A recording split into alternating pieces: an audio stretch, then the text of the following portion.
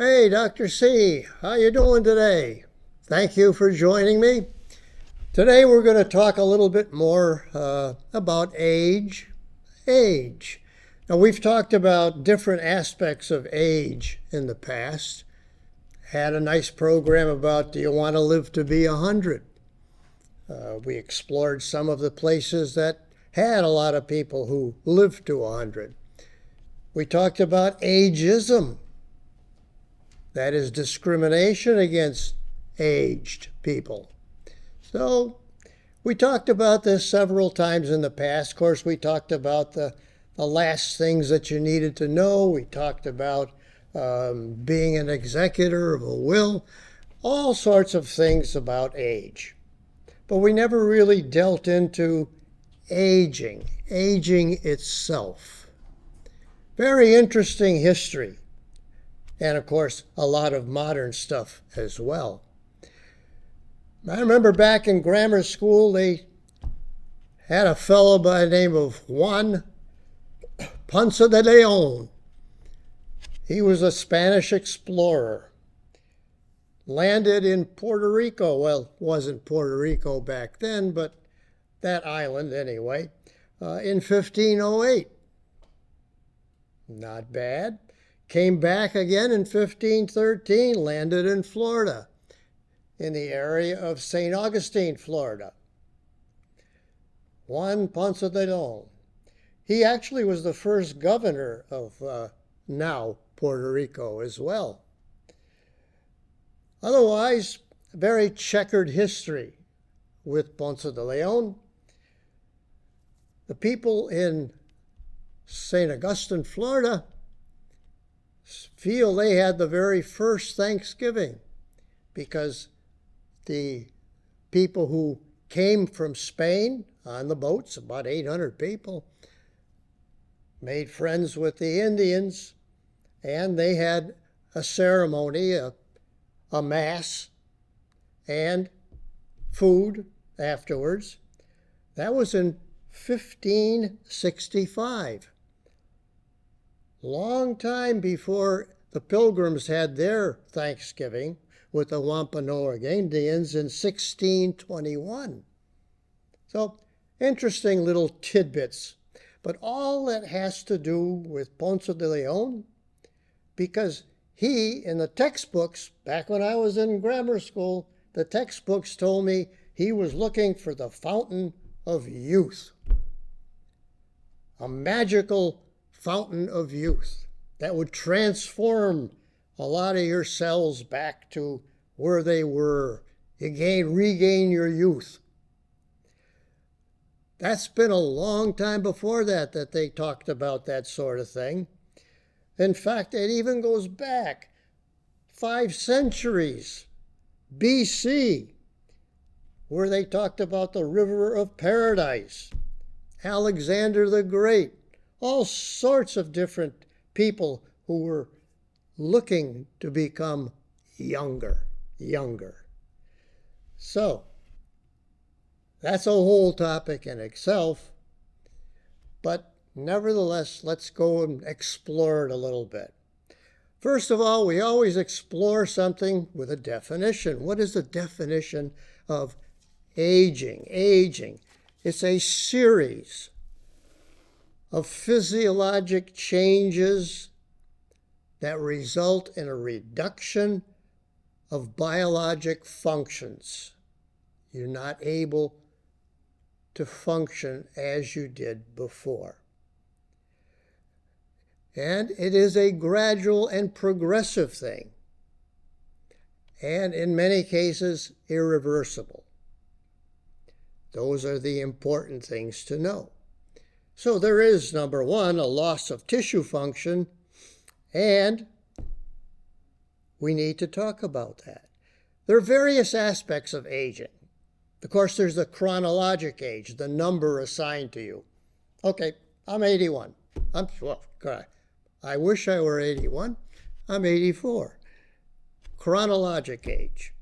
Then there's the biologic age, which is the physical abilities that you're able to do. The biologic age. There's the appearance, Well, gravity does have its consequences. Ears come down, look bigger. Face shrinks, ears look even bigger. Nose comes down, gravity, that looks bigger. We get flabby. Oh man, all these things. That's the appearance aging that happens. Then there's the psychological aging. How does it affect you? How does it affect what you do or don't do? How does it affect sociologically how you react to others? So all those are different aspects of aging. A lot of people who look into aging and all have come up with different stages of aging. There's, of course, the independent age. That's when you can do anything you damn well please. You don't have any difficulties. So you can do all your activities of daily living. Then there's an interdependent age, where you can do the activities of daily living, but it's a little slower. You may occasionally even need a little help with the activities, but you're still living alone. Then there's the age of dependence. You no longer can do those activities of daily living, or at least a few of them anyway. And a lot of the people at that age go into either a nursing home or they live in some type of place that will help with assisted living, or they may move in with the families, intergenerational living. That's obviously the best. So those are the different stages, you might say, that you go through. So what do we do? What do we do? Nowadays, with all of our fantastic things that are out there, the technologic advances and all, how long can we live? In fact, we could have even called this program, How Long Can You Live? Based on your age and based on your sex. Now, why would it be based on your sex? Because women live longer than men. 3 to 4 years longer. Why? We don't know. But nevertheless, they do. And of course, your age. Now, the age itself has a lot of variance going into it. Number one, your genes, your genetics. That has a lot to do with how long you're going to live. For example, my mother lived to age 99. I'm bound and determined I'm going to live longer than her. When I was back at age 49, I didn't think that way anymore. Back then, I thought I was going to follow my father, who died of a heart attack at age 49, as did many of my uncles. So when I hit 50, whew, man, I'm ready to go. I'm going to go to 100 now. But let me tell you, it does weigh on you psychologically.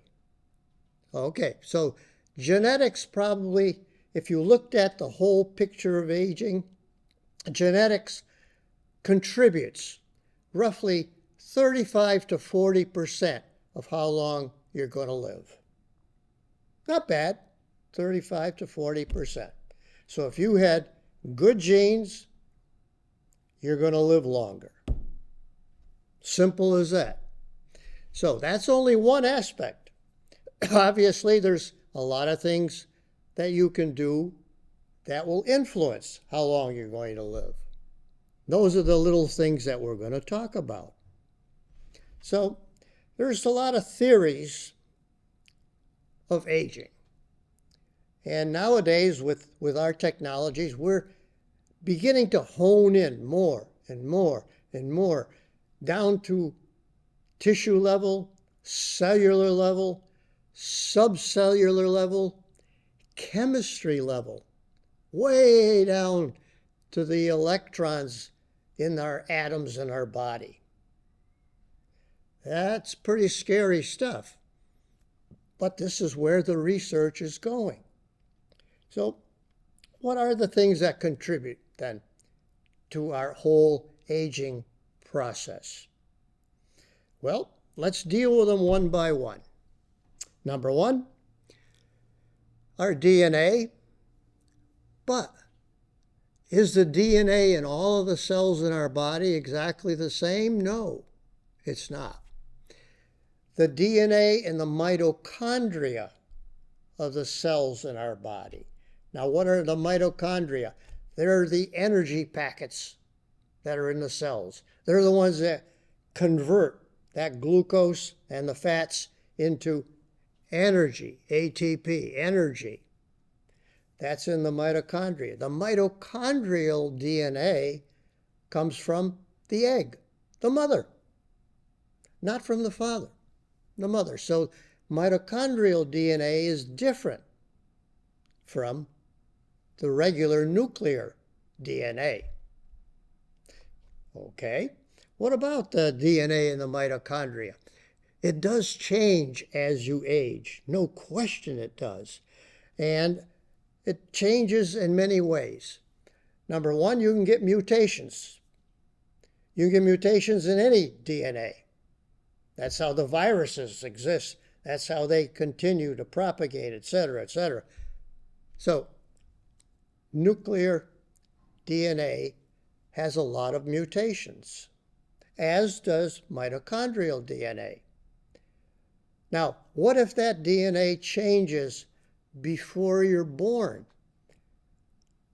The theory is that will cause chronic illnesses right at birth. And there's no question that there are some birth defects that are related to changes in the DNA.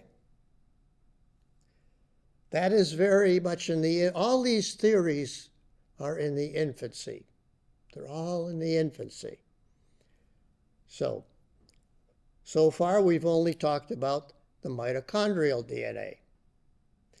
The mitochondrial DNA deteriorate as well and mutate as well. But when they mutate, most of the time it doesn't, you don't even realize it. But what if it mutates and it involves the energy production in your body? Then it can make a big difference. And in fact, they're beginning to identify illnesses now that have a change in the mitochondrial DNA as an etiology. Okay, so that's one theory. Another theory, the microbiome. That is the gut bacteria. Remember, the gut bacteria comprise roughly about 60% of all of the bacteria that is in our body. We had a program on that as well. Bacteria in every system in your body. Well, the gut bacteria change with age as well. And so that is one theory, because now they can follow some of the changes in the gut microbiome and predict if it's going to make a difference in your aging process. Now, remember we had a program on prebiotics, probiotics.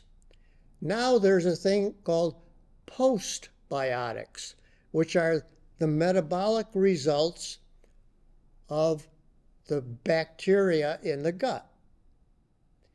And now they're honing in on that as best they can to see if that would make a difference in the aging process, if they could do something to alter that microbiome, to get it back, to regenerate again, you might say, cells in the body.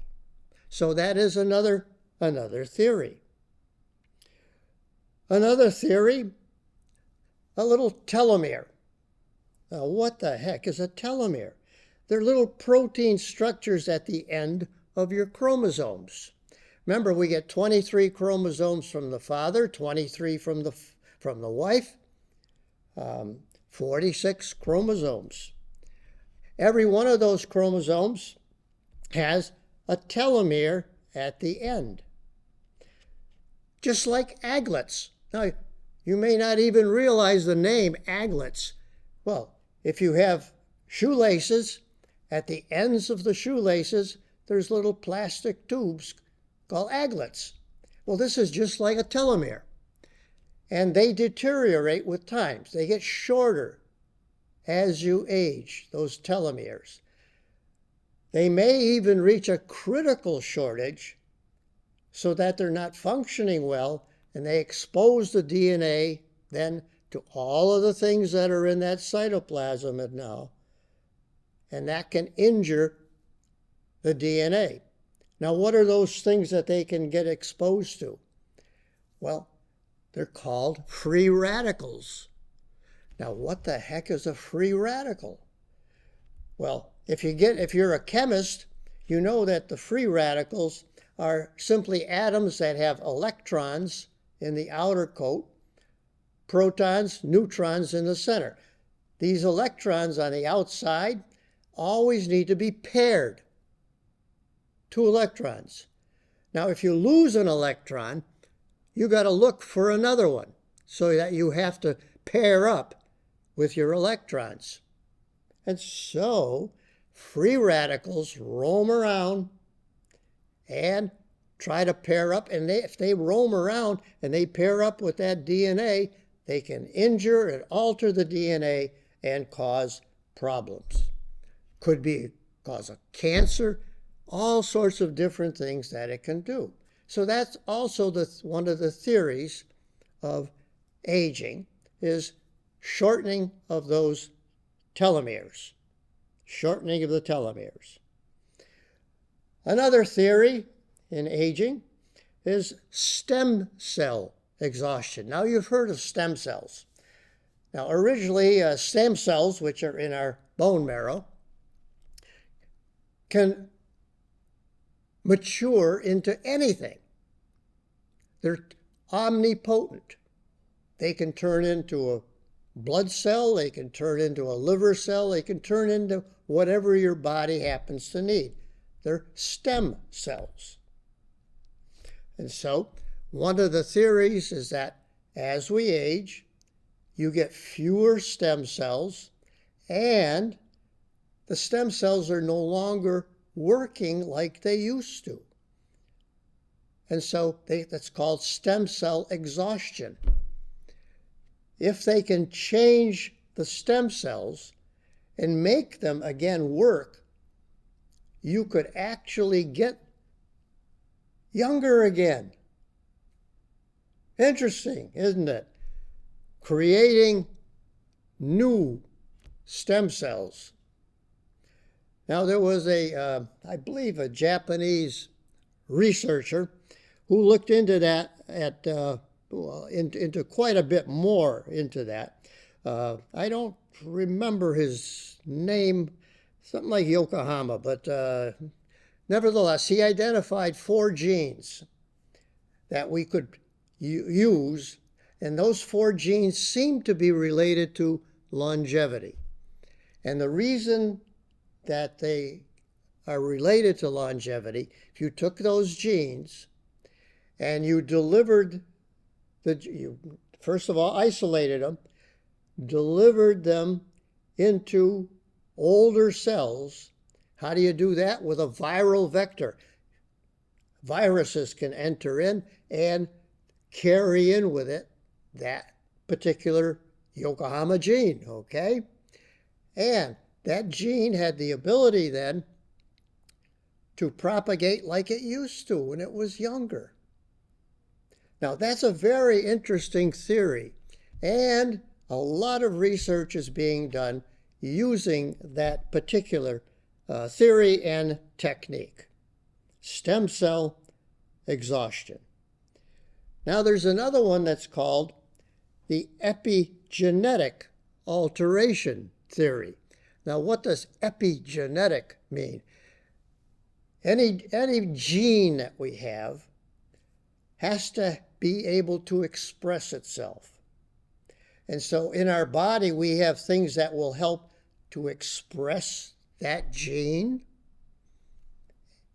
And it's called the epigenetic factor. So if you can influence the expression of the genes, chemically or whatever, however you do it, you may be able to make a cell come back young again. All these interesting theories that are out there. And there are others as well. Those are the main ones where most of the research is really being done. So incidentally, it came to mind. I admit it. It's not a Yokohama. It's Yamanaka. He in fact, he got a Nobel Prize because they identified these genes. Okay, so those are the major theories that are out there on that. Recently, there was a study that was done at Stanford University in California, again, looking into the aging process, and they said that they really, and they followed this annually, and I forget the number of patients, but annually they studied the patients through their mid and older life. They found that biggest changes that happened at the molecular level in people happened at age 44 and age 60. So that at those two crises times in your life, 44 and 60, there are major molecular changes that happen. Now, many people don't experience a major change at those ages, but some do. Some do. Now, myself, I noticed a change when I turned 80. I don't know why. I can't explain it. But definitely at 80, poof, things went downhill. They went downhill. Have not come back either. So, at any rate, that study was done, and interesting, scared the crap out of people because they said, wow, 44 and 60, is that something that I'm looking forward to? What's going on? So, what can we do to change things? How can we advance our life? We're never going to be 20 again, but how can we act and feel and look younger again? Well, number one, appropriate diet. I know, but diet. Yes, diet. Remember, two most important things that you drink: water and the air you breathe. Our air is terribly polluted, not only with chemicals, but also polluted with fine particles as well. And our ventilation system in our homes and in our schools and at work are terrible. Remember that. Air, and how about water? Shrewsbury water, worst in the world. Have to replace my damn water heater every few years because of the harsh chemicals, the hard chemicals that are in the water. So food, air, water. Now what about food itself? We tend to eat ultra-processed foods.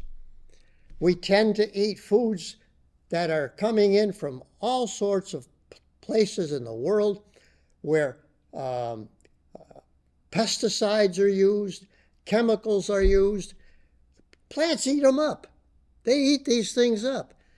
They're in the plant, and then they're in you. Just like microplastics. That's in you now, too. We all have microplastics in our body, even though we may not recognize it. So, diet. Appropriate diet, number one. Number two, something that's very obvious, things that can alter your DNA: tobacco, alcohol, psychedelic drugs, all these things do have a potential to alter your DNA. So stay away from tobacco, moderate alcohol. If you're young, stay the heck away from marijuana even. So, and I'm glad that fortunately the psychedelic did not pass in Massachusetts. So that's number 2. Number 3, you need to increase your physical activity. No question. Exercise, no matter how little you do. How little you do is better than not doing exercise at all. We've defined the ideal number of minutes you should spend per week. I don't care what it says, do something regularly. 15 minutes of walking, whatever. That is very, very important. And of course, your family history is always important. So those are the major things that we can do to help. Now, how can we define how we're going downhill? Well, there are 3 tests that we can do. Number 1, grip strength.